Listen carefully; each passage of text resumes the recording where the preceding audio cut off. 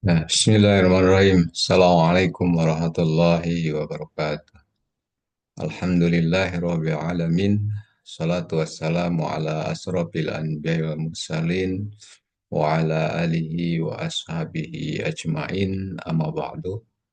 Baik, saudara sekalian, kita bertemu kembali di dalam kajian tentang ekonomi syariah atau ekonomi Islam, yang pada kajian kali ini kita akan membicarakan satu topik inti yang menurut saya cukup menarik karena ini merupakan dasar atau pondasi dari ekonomi Islam secara keseluruhan.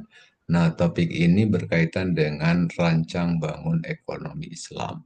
Jadi kita akan mendiskusikan tentang bagaimana konstruksi dari ekonomi Islam itu, yang kemudian pada titik tertentu kita bisa memahami ya dasar-dasar dari ekonomi Islam itu, yang kemudian pada gilirannya kita nanti bisa membedakan persinggungan atau perbedaan dengan ekonomi-ekonomi yang lain atau ilmu-ilmu ekonomi yang lain.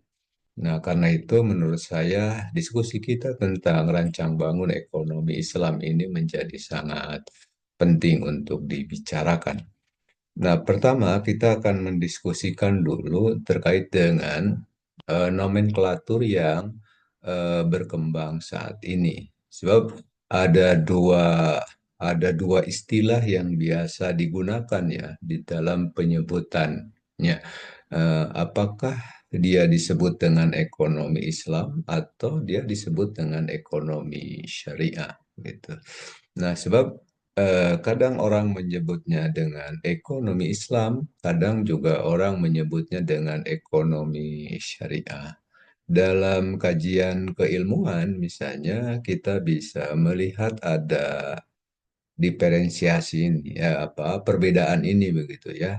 Di satu perguruan tinggi menyebutnya dengan nomenklatur ekonomi Islam, di perguruan tinggi yang lain menggunakan istilahnya adalah ekonomi syariah. Misalnya ya, di beberapa perguruan tinggi yang berada di bawah Kemendikbudristek, mereka menyebutnya rumpun ilmunya itu adalah ekonomi Islam.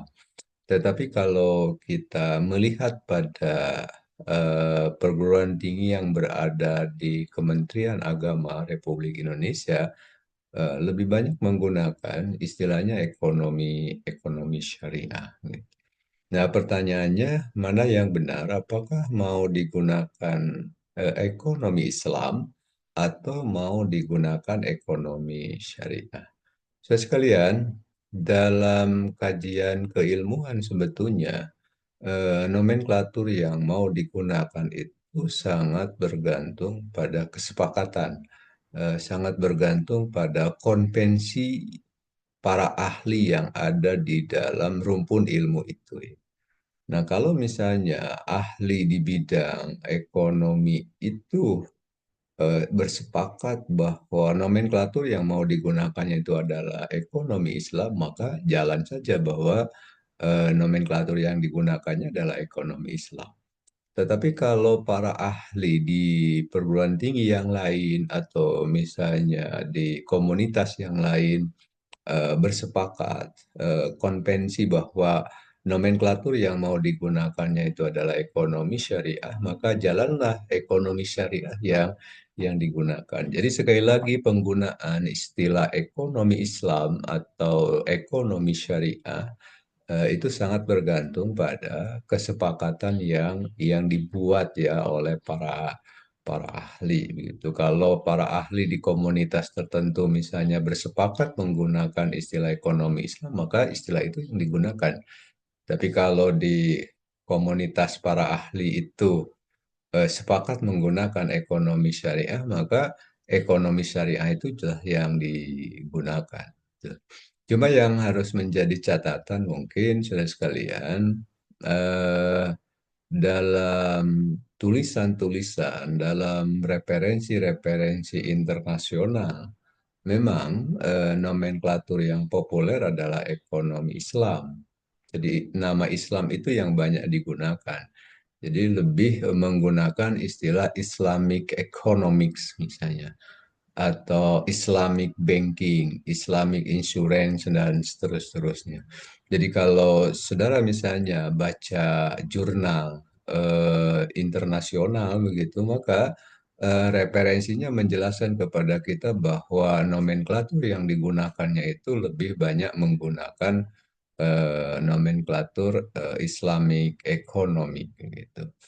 Baik, saudara sekalian, sementara istilah yang digunakan ya, istilah yang digunakan di dalam apa, di dalam kajian-kajian yang menggunakan istilah ekonomi syariah ini sebenarnya adalah istilah yang khas yang hanya digunakan di Indonesia. Di negara lain itu lebih banyak menggunakan ekonomi Islam. Nah, khusus di Indonesia itu menggunakan ekonomi syariah. Nah, saya kira secara substansi tidak ada perbedaan antara ekonomi Islam dengan ekonomi syariah. Jadi tidak ada salahnya sekali waktu kita menyebutnya ekonomi Islam, kemudian di lain kesempatan kita menggunakan ekonomi syariah. Baik, itu yang pertama, saudara sekalian, yang mungkin perlu dijelaskan bahwa ada dua istilah ya, ada dua nomenklatur yang digunakan oleh kita sebagai pihak yang punya concern di dalam kajian ekonomi Islam atau ekonomi syariah. Pertama adalah ekonomi Islam dan yang kedua adalah ekonomi syariah. Mana yang mau digunakan terserah, sangat bergantung pada kesepakatan yang dibuat oleh para ahli di bidang itu. Kalau sepakat menggunakan ekonomi Islam, gunakan saja nomenklatur ekonomi Islam. Kalau sepakat dengan menggunakan ekonomi syariah, maka jalan saja penggunaan nomenklatur ekonomi syariah. Sekira itu yang pertama. Kemudian yang kedua, sekalian mungkin perlu didudukan dulu persoalannya. Apa sih sesungguhnya yang dimaksud dengan ilmu ekonomi itu? Kalau saudara menelusuri literatur ya, bahan pustaka misalnya yang mendefinisikan tentang ilmu ekonomi itu saya kira sangat banyak gitu ya, dan sangat bervariasi dari definisi-definisi yang dikemukakan oleh para ulama tadi. Tapi menurut saya kata kuncinya bahwa ilmu ekonomi itu adalah ilmu yang berbicara tentang tingkah laku manusia yang berupaya menselaraskan ya antara sumber daya ya, yang terbatas dengan kebutuhan hidup manusia yang tidak terbatas. Nah, itu sebetulnya fokusnya adalah ke situ. Jadi bagaimana bisa tingkah laku manusia itu bisa menselaraskan, bisa mensinkronisasikan, bisa mengharmoniskan antara sumber daya yang terbatas gitu, dengan kebutuhan hidup manusia yang tidak terbatas yang terus saja mengalami perkembangan. Nah, kalau misalnya eh, bisa menselaraskan antara sumber daya yang terbatas itu dengan kebutuhan hidup manusia yang tak terbatas itu, maka disitulah menjadi fokus dari kajian dan ilmu ekonomi itu. Saya kira di situ sudah sekalian, kalau kita melihat pada pemaknaan ilmu ekonomi secara keseluruhan. Baik. Nah, selanjutnya yang perlu dipahami bahwa, saudara, bahwa ilmu ekonomi itu oleh para ahli dapat digolongkan menjadi tiga jenis, sebut sajalah tiga jenis dari ilmu ekonomi. Pertama yang disebut dengan descriptive economics, kemudian yang kedua teori economics, dan yang ketiga adalah applied economics. Nah, apa yang dimaksud dengan descriptive economics? Descriptive economics itu adalah ilmu ekonomi yang mendeskripsikan, menjelaskan menarasikan gitu data dan fakta yang berkaitan dengan ekonomi. Jadi dia hanya mendeskripsikan, hanya menarasikan, hanya menjelaskan data dan fakta yang berkaitan dengan ekonomi. Yang biasanya, saudara sekalian, descriptive economics ini eh, menyajikan datanya biasanya dalam bentuk angka-angka, dalam bentuk tabel, dalam bentuk bagan, dalam bentuk diagram gitu. Tanpa kemudian melakukan analisis terhadap data dan fakta itu. Jadi descriptive economics ini hanya berfungsi menjelaskan data dan fakta yang ada saja begitu, yang biasanya dalam bentuk angka. Apakah misalnya disajikan dalam bentuk tabel, apakah disajikannya dalam bentuk bagan, apakah disajikannya dalam bentuk diagram dan sejenisnya. Misalnya ya, salah satu contoh misalnya apa eh, deskriptif ekonomik itu menjelaskan pertumbuhan ekonomi, ya. Pertumbuhan ekonomi di beberapa negara, misalnya Indonesia sekian persen, kemudian Malaysia sekian persen, Singapura sekian persen, Thailand sekian persen pertumbuhan pertumbuhan ekonominya. Kita hanya bisa membaca atau hanya sekedar membandingkan mana yang lebih tinggi pertumbuhan ekonominya dari penjelasan data dan fakta itu. Atau misalnya tingkat inflasi ya, tingkat inflasi dari beberapa negara misalnya yang ada di ASEAN. Inflasi di Indonesia berapa, kemudian inflasi di Malaysia berapa, di Singapura dan seterusnya. Jadi deskriptif ekonomik itu lebih bicara terkait dengan penjelasan ya berkenaan dengan data dan fakta yang berkaitan dengan ekonomi yang biasanya disajikannya tadi ya dalam bentuk tabel, dalam bentuk bagan, dalam bentuk diagram.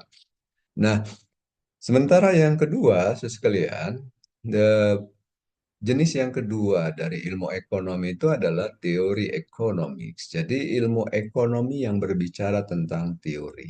Maka di sini dibicarakanlah teori-teori ekonomi kan, sebagai bentuk dari generalisasi tentu saja berdasarkan pada hasil hasil penelitian.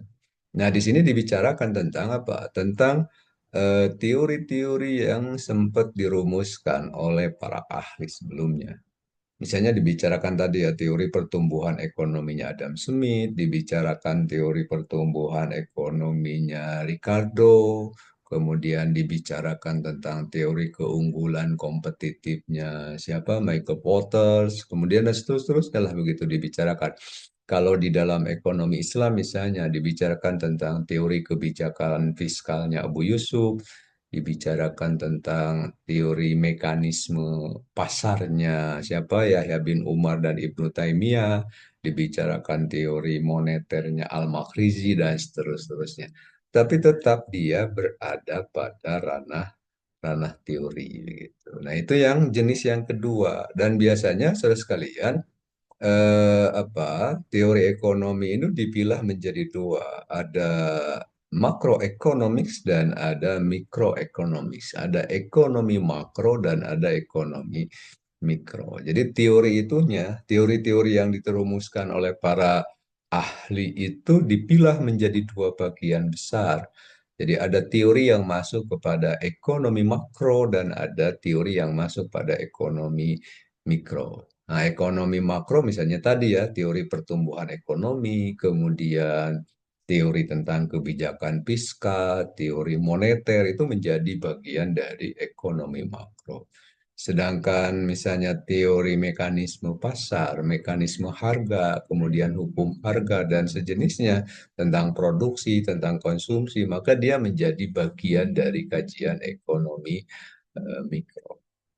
Nah, kemudian sudah sekalian, yang ketiga eh, jenis dari ilmu ekonomi itu ada applied economics. Applied economics itu adalah bagaimana menggunakan teori-teori yang ada di dalam teori economics tadi untuk menyelesaikan berbagai persoalan yang muncul dalam aktivitas ekonomi manusia.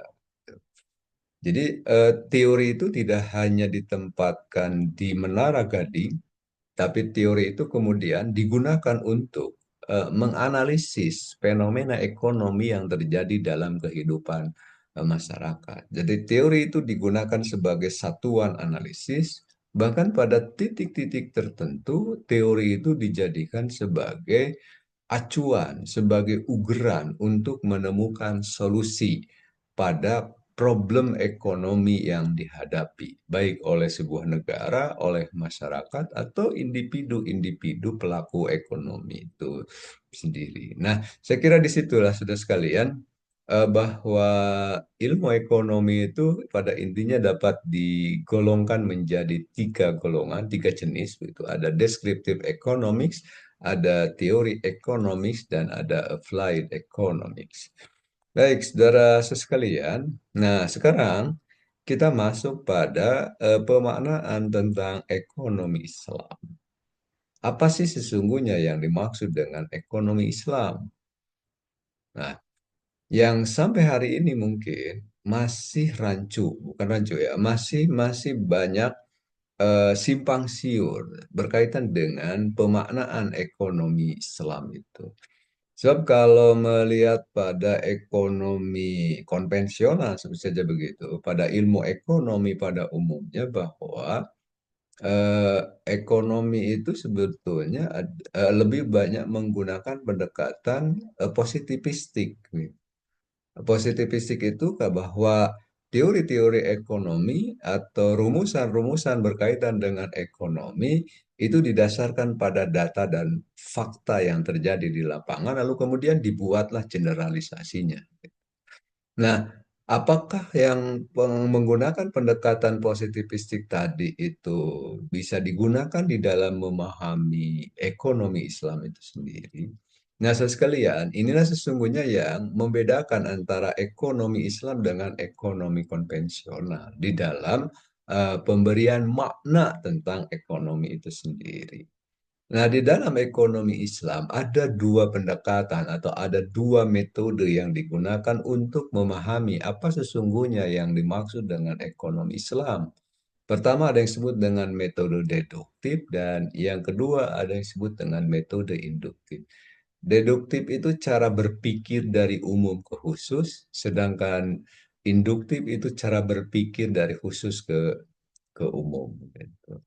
Nah, apa yang dimaksud dengan ekonomi Islam dengan menggunakan metode deduktif? Jadi metode apa ekonomi Islam dengan menggunakan metode deduktif itu dipahami sebagai sebuah studi yang mempelajari masalah ekonomi manusia berdasarkan nilai-nilai dasar yang bersumber dari Al-Quran dan As-Sunnah. Jadi eh, materi ekonominya itu bermula atau substansi ekonominya itu bermula dari Al-Quran dan As-Sunnah. Lalu substansi ekonomi yang ada di dalam Al-Quran dan As-Sunnah itu diturunkan menjadi rumusan-rumusan yang aplikatif. Gitu. Nah, itulah yang disebut dengan ekonomi Islam dengan menggunakan metode metode deduktif. Ya, kalau misalnya kita pakai istilah apa? Istilah usul fikih itu yang disebut dengan takhrijul ahkam. Jadi, bagaimana mengeluarkan substansi ekonomi yang bersumber dari Al-Quran dan As-Sunnah dan kemudian dirumuskan menjadi satu rancang bangun ilmu ekonomi. Jadi tidak didasarkan pada data dan fakta, tapi bermula dari pokok-pokok pikiran yang ada di dalam Al-Quran dan As-Sunnah kemudian diturunkan. Maka itu yang disebut dengan ekonomi Islam dengan menggunakan metode deduktif. Nah, yang kedua ada yang disebut dengan pemaknaan ekonomi Islam dengan menggunakan metode deduktif, induktif. Nah, induktif tadi sudah saya kemukakan adalah satu cara berpikir dari khusus ke umum atau dalam istilah yang lain induktif itu produknya adalah generalisasi. Jadi dari kasus-kasus, dari data dan fakta yang terjadi di lapangan, lalu kemudian dibuat generalisasinya, maka lahirlah ekonomi. Nah, jadi ekonomi Islam dengan menggunakan metode induktif bermakna representasi dari perilaku Muslim dalam satu masyarakat Muslim tertentu. Jadi perilaku ekonomi yang dilakukan oleh umat Islam, kan, yang kemudian memiliki kesamaan di dalam perilakunya itu, lalu kemudian dibuatlah generalisasinya. Nah, generalisasi itulah menjadi produk dari ekonomi ekonomi Islam itu. Jadi pemaknaan ekonomi Islam itu bisa dua dengan menggunakan metode deduktif yang tadinya bersumber dari Al-Quran dan As-Sunnah, lalu dirumuskan, kan? Lahirlah ilmu ekonomi Islam. Nah, yang kedua menggunakan metode induktif, yakni dari perilaku ekonomi yang dilakukan oleh masyarakat Muslim yang kemudian dibuatlah generalisasinya. Misalnya perilaku ekonomi masyarakat Muslim tertentu, perilaku ekonomi apa masyarakat pesantren, perilaku ekonominya perguruan tinggi keagamaan Islam misalnya, atau yang sejenisnya. Misalnya ada pasar syariah, kemudian ada lembaga keuangan syariah dan seterusnya, dan itu diteliti kemudian dibuatlah generalisasinya. Nah, produk dari generalisasi itulah melahirkan dari ekonomi Islam. Oke, saya kira itu berkenaan dengan pemaknaan ekonomi Islam. Jadi sangat boleh jadi ketika kita ingin mencari apa sih yang dimaksud dengan ekonomi Islam itu nanti akan nampak variasinya yang sangat luar biasa. Tapi dari variasi yang banyak itu, secara umum kita bisa memilahnya menjadi dua bagian. Ada yang memaknai ekonomi Islam itu dengan menggunakan metode deduktif, jadi ekonomi Islam itu berbasis Al-Quran dan As-Sunnah. Nah, yang kedua, ada juga yang memaknai ekonomi Islam itu dengan menggunakan metode induktif. Jadi tidak ditarik dari Al-Quran dan As-Sunnah untuk merumuskan ilmu ekonomi Islam, tetapi dia melihat pada data dan fakta atau fenomena ekonomi yang dilakukan oleh masyarakat Muslim, lalu nanti ditarik menjadi sebuah generalisasi, maka lahirlah ilmu ekonomi Islam. Baik, saudara sekalian, kemudian berikutnya sebagai bagian dari kajian kita tentang rancang bangun ekonomi Islam, posisi ekonomi Islam sampai hari ini pertama bisa diposisikan sebagai sebuah disiplin ilmu, dan yang kedua, ekonomi Islam juga pada titik tertentu bisa diposisikan sebagai sebuah sistem ekonomi.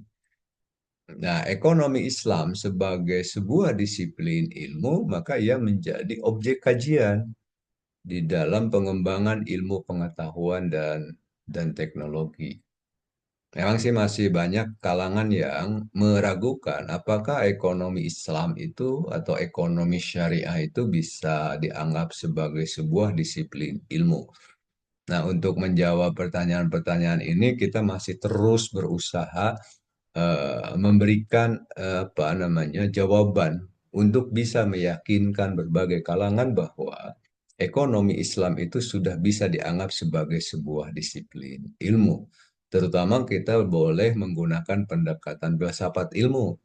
Misalnya bahwa sebuah disiplin ilmu itu harus memenuhi tiga unsur. Ada ontologinya, ada epistemologinya, dan ada aksiologinya. Ontologi itu bicara tentang hakikat sesuatu, atau ontologi itu bicara tentang seperangkat pengetahuan, maka di dalam ekonomi Islam sudah ditemukan seperangkat pengetahuan yang sangat luar biasa kaya.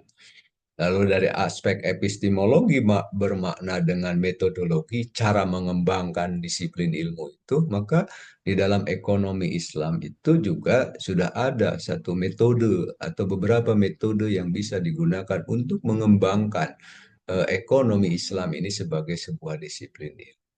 Kemudian yang ketiga dari aspek aksiologis, dari unsur aksiologis, bicara tentang signifikansi, berbicara tentang kegunaan, tentu memiliki kegunaan bagi kehidupan masyarakat, terutama bagi masyarakat Muslim gitu di dalam melakukan tindakan dan perilaku ekonominya. Nah, dalam konteks ini maka ekonomi Islam menurut saya bisa diposisikan sebagai sebuah disiplin ilmu. Kemudian yang kedua, ekonomi Islam juga bisa diposisikan sebagai sebuah sistem ekonomi. Bahkan ada beberapa kalangan sudah mengatakan bahwa sistem ekonomi Islam ini merupakan sistem ekonomi alternatif yang pada hari ini selalu dihadapkan oleh dua sistem ekonomi besar, antara sistem ekonomi kapitalisme dengan sistem ekonomi sosialisme. Nah, Islam hadir dengan membawa sistem tersendiri yang berbeda antara sistem ekonomi kapitalis dengan sistem ekonomi sosialis. Maka dalam konteks ini, maka ekonomi Islam sudah bisa diposisikan sebagai sebuah sistem ekonomi, bahwa bagaimana kemapanan sistem ekonomi ini maka perlu diperjuangkan lebih lanjut sehingga pada gilirannya nanti ekonomi Islam itu bisa dianggap sebagai sebuah sistem ekonomi yang mapan, sebuah sistem ekonomi yang bisa memecahkan berbagai persoalan ekonomi yang dihadapi oleh umat manusia secara keseluruhan. Baik, saudara sekalian. Nah, yang menarik juga yang perlu kita sampaikan berkenaan dengan mazhab-mazhab dalam ekonomi Islam. Em, Kemapanan sebuah disiplin ilmu tidak hanya tadi ya memenuhi tiga unsur dalam filsafat ilmu, ontologi, epistemologi, dan aksiologi. Maka di dalam sebuah disiplin ilmu juga dibutuhkan mazhab-mazhab. Mazhab-mazhab itu adalah aliran berpikir atau ada metodologi berpikir yang digunakan yang berbeda antara satu komunitas dengan komunitas yang lain. Mazhab itu tidak bermakna jelek. Mazhab itu justru menjadi titik pangkal bagi lahirnya teori-teori dalam sebuah disiplin ilmu. Jadi kalau di dalam ekonomi Islam itu ada mazhab, ini adalah sesuatu yang positif untuk mengembangkan ekonomi Islam ini sebagai sebuah disiplin ilmu. Dengan apa? Dengan cara tadi melahirkan teori-teori ekonomi yang berasal dari mazhab ekonomi. Jadi sebuah disiplin ilmu itu sudah dianggap berkembang kalau di dalam disiplin ilmu itu ditemukan mazhab-mazhab. Hukum Islam misalnya sudah dipandang sebagai sebuah disiplin ilmu yang mapan karena di situ ada mazhab-mazhabnya. Ada mazhab Hanafi, ada mazhab Maliki, ada mazhab Syafi'i, ada mazhab Hanbali. Dan dalam ilmu ekonomi juga sama, ada mazhab klasik, ada neoklasik, dan seterusnya. Nah, ternyata saya sekalian, hasil penelusuran sampai hari ini bahwa di dalam ekonomi Islam sebagai sebuah disiplin ilmu juga sudah ditemukan mazhab-mazhab. Setidak-tidaknya sampai hari ini kita menemukan tiga mazhab dalam ekonomi Islam. Pertama ada mazhab Bakir Asy'adar, kemudian yang kedua ada mazhab mainstream, dan yang ketiga adalah mazhab alternatif kritis. eh Mazhab Bakir Asy'adar ini atau Bakir Asy'adar ini adalah seorang ulama besar ya di Irak gitu, yang dia menulis sebuah buku yang berjudul Iqtisaduna, yang kemudian telah ditranslate ke dalam bahasa Inggris menjadi Our Economics. Kemudian ditranslate ke dalam bahasa Indonesia juga sudah ada ekonomi kita. Nah, ternyata sekalian, Bakir Asy'adar itu punya metode berpikir tersendiri di dalam Iktisoduna.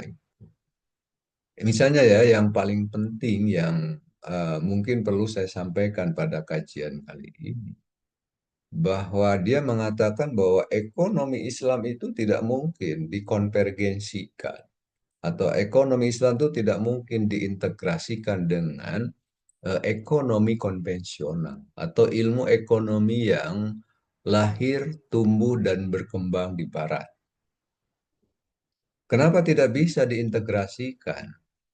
Kenapa tidak bisa dikonvergensikan antara ekonomi Islam dengan ilmu ekonomi yang lahir di dunia Barat? Karena memiliki landasan filosofis yang berbeda. Nah, ekonomi Islam itu bersumber dari wahyu, sedangkan ekonomi yang berkembang di Barat bersumber dari akal manusia. Nah, karena memiliki dasar yang berbeda tadi, maka menurut Bakir As-Sadar, ekonomi Islam tidak mungkin bisa disatukan antara ekonomi Islam dengan ekonomi konvensional.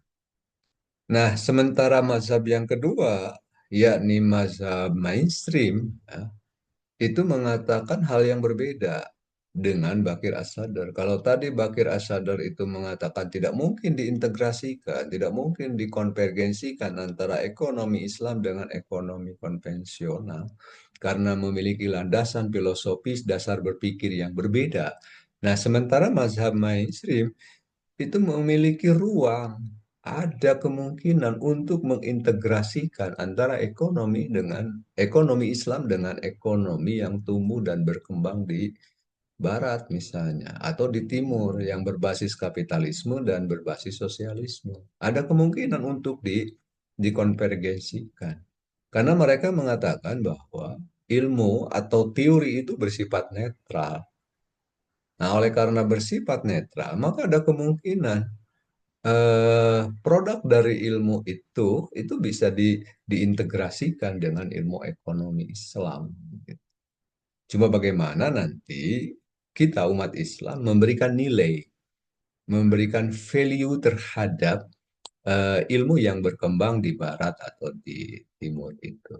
Itu yang menurut mainstream, mazhab mainstream. Tapi tentu saja kata mazhab mainstream itu selama ilmu pengetahuan itu atau ilmu ekonomi yang berkembang di kapitalisme dan sosialisme atau di mazhab-mazhab yang lain itu tidak bertentangan dengan Al-Quran dan As-Sunnah. Oke, nah kemudian yang ketiga ada mazhab alternatif kritis. Mazhab ini berpandangan bahwa baik ilmu ekonomi yang berasal dari kalangan Muslim maupun ilmu ekonomi yang lahir dari kalangan non-Muslim, sebut saja begitu, itu keduanya perlu dilakukan studi kritis, begitu. Perlu dikritik, sebab sampai hari ini dipahami bahwa ilmu ekonomi Islam itu adalah pemahaman ulama, pemahaman ekonom terhadap Al-Quran dan As-Sunnah.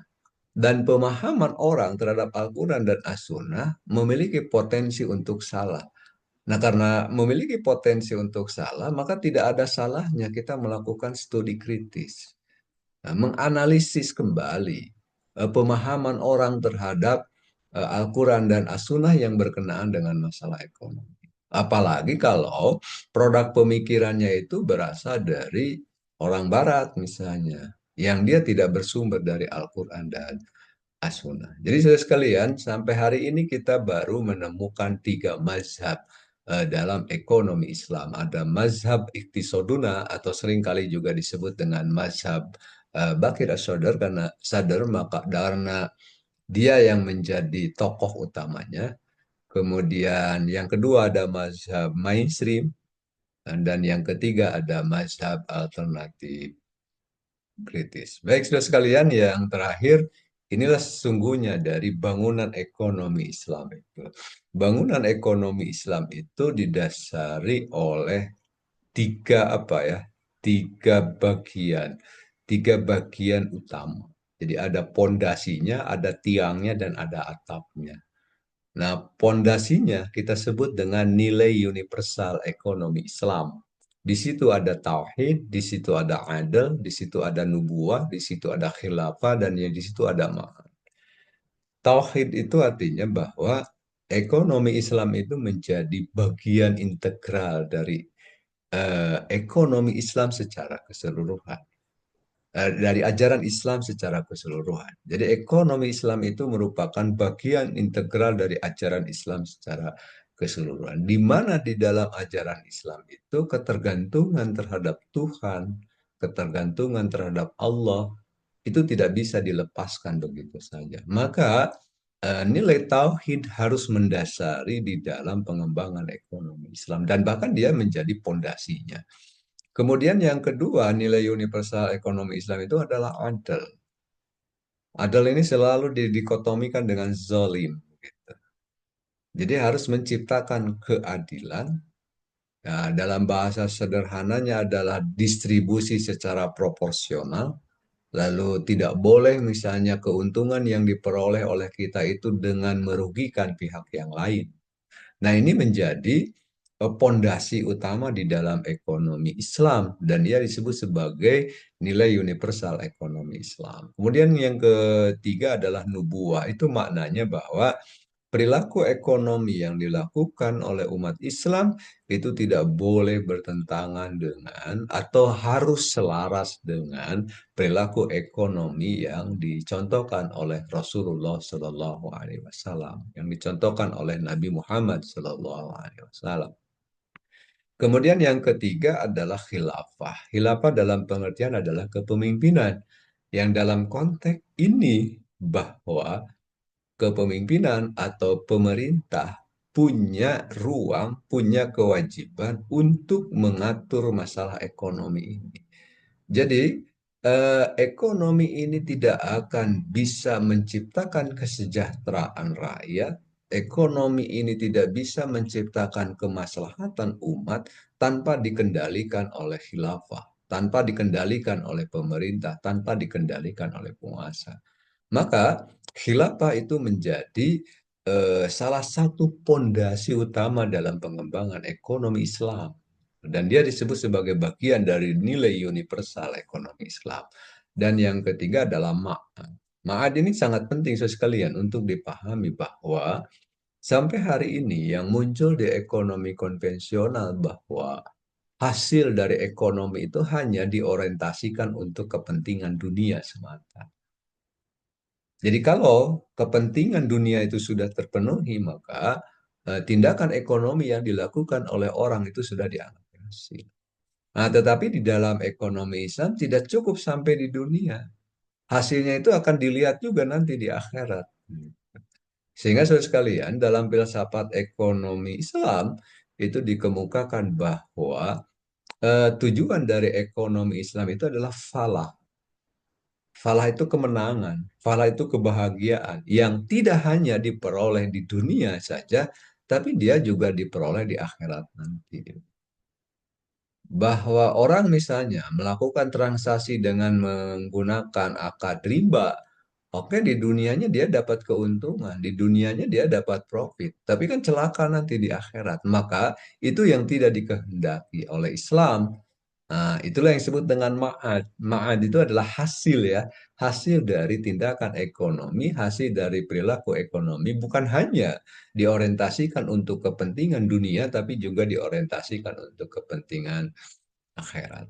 Oke, kemudian yang kedua, bangunan ekonomi Islam itu ada di tihangnya, prinsip-prinsip ekonomi yang harus dipegang. Pertama ada multi type ownership, jadi kepemilikan yang multi gitu. Jadi kepemilikan itu tidak hanya dimiliki oleh individu, tidak hanya dimiliki oleh negara, atau tidak hanya dimiliki oleh masyarakat umum. Nah, Islam mengajarkan bahwa kepemilikan itu bisa jadi ada kepemilikan individu, ada kepemilikan masyarakat umum, dan ada kepemilikan negara, dan mengakui kepemilikan itu. Kemudian yang kedua adalah freedom to act. Jadi ada kebebasan melakukan tindakan ekonomi.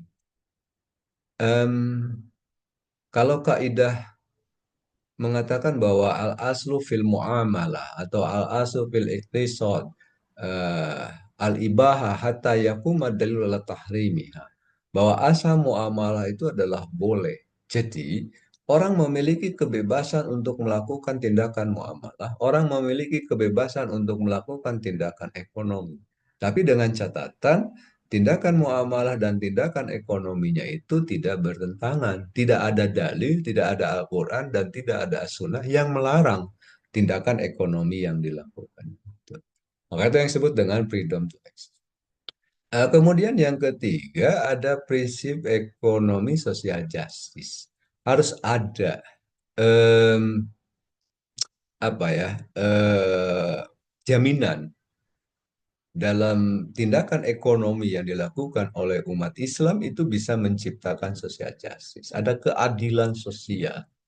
Kalau Al-Quran misalnya mengatakan kayak layakuna daulatan bainal aghniyai minkum, jadi bagaimana harta itu tidak hanya terdistribusi pada kalangan orang kaya saja, tetapi bisa terdistribusi secara keseluruhan, maka itu merupakan bentuk dari jaminan ekonomi Islam bisa menciptakan sosial justice. Nah, terakhir, saudara sekalian, bagian atap dari rancang bangun ekonomi Islam itu adalah perilaku ekonomi Islam. Perilaku Islami dalam ekonomi, bahwa ekonomi yang dilakukannya itu, tindakan ekonomi umat Islam itu harus dipayungi oleh akhlak. Ada nilai-nilai akhlak yang selalu mengendalikan tindakan ekonomi, selalu mengendalikan perilaku ekonomi yang dilakukan oleh Islam. Jadi intinya sudah sekalian, bangunan ekonomi Islam itu terdiri dari tiga unsur utama, ada pondasinya, kemudian ada tiangnya, dan ada atapnya. Nah, di pondasi itu harus dikuatkan oleh tauhid, oleh nilai adil, nilai nubuah, nilai khilafah, dan nilai ma'ad. Kemudian di tihangnya, di dindingnya ada beberapa prinsip yang harus dipedomani. Pertama adalah kepemilikan yang multi, kemudian yang kedua adalah kebebasan untuk melakukan tindakan ekonomi, dan yang ketiga bagaimana ekonomi Islam itu bisa menjamin terciptanya social justice, dan bagian yang terakhir adalah atapnya, bahwa perilaku dan tindakan ekonomi yang dilakukan oleh umat Islam itu harus diwarnai atau harus dientry oleh akhlak yang ada di dalam Islam. Saya kira itulah saudara-saudara sekalian yang bisa kita sampaikan dalam diskusi kita tentang rancang bangun ekonomi Islam. Terima kasih atas perhatiannya. Mohon maaf atas segala kekurangannya. Walhamdulillahirrabbil alamin. Wassalamualaikum warahmatullahi wabarakatuh.